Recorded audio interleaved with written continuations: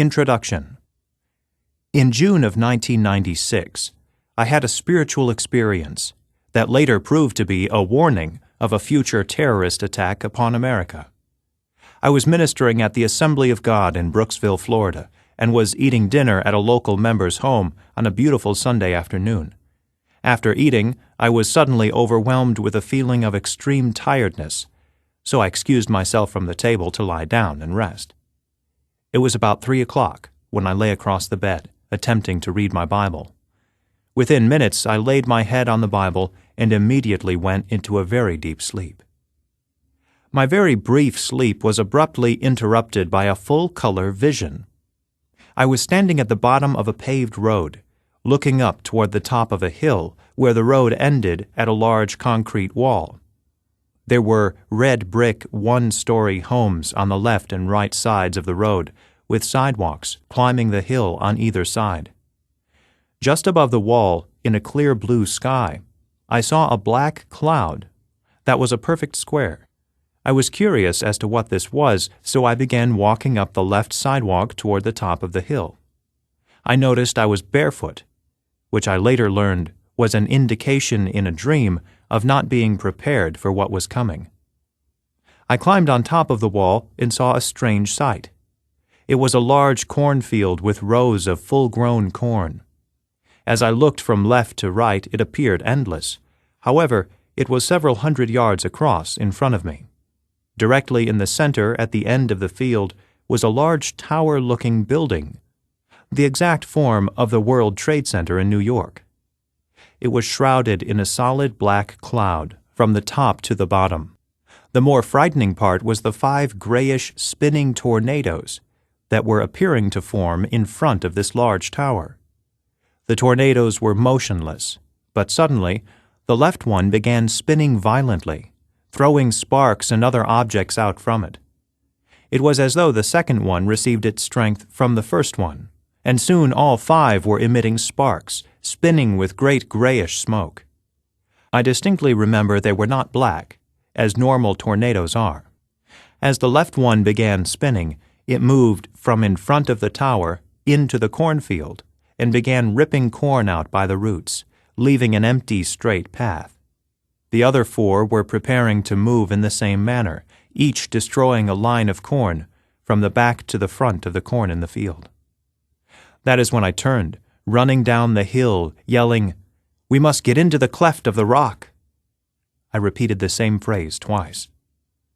I suddenly realized I was lying on the bed, and my eyes were open. I was so overwhelmed, not knowing what I had witnessed, that I left the room to speak with a fellow minister, Don Channel, who was traveling with me. I told him the vision and said the tower looked like the World Trade Center, shrouded in black, but I was uncertain as to what it meant. That night I informed the church what I saw and immediately began sharing the vision with others. The interpretation was unclear, as often happens in a spiritual warning. The understanding either must be prayed about or will be understood as the vision begins to unfold. For several years I told the vision, and in 1999 an artist, J. Michael Leonard, drew a sketch of what I described to him in the vision. He also drew a picture of a second vision I experienced months later, which I felt tied into this one. The second visitation. Months later, I experienced a second vision that involved 5 gray tornadoes. This time I was in a large city and began to hear people screaming, "The storm is coming, what should we do?" I led them into a downtown church constructed from large grayish stones. I saw 3 ethnic groups, African American, Hispanic, and Asian men and women, all huddled together with their ethnic groups. Some were in shock and others were in prayer. Looking through an opening of the church door, I saw 5 grayish tornadoes, one following another, spinning wildly. This time there were soda cans, computer paper, all sorts of debris being thrown from the rolling and spinning gray clouds. A total of 5 tornadoes passed by. When we went outside, there were intact downtown office buildings that were sitting empty. The office is ruined and incapable of conducting business.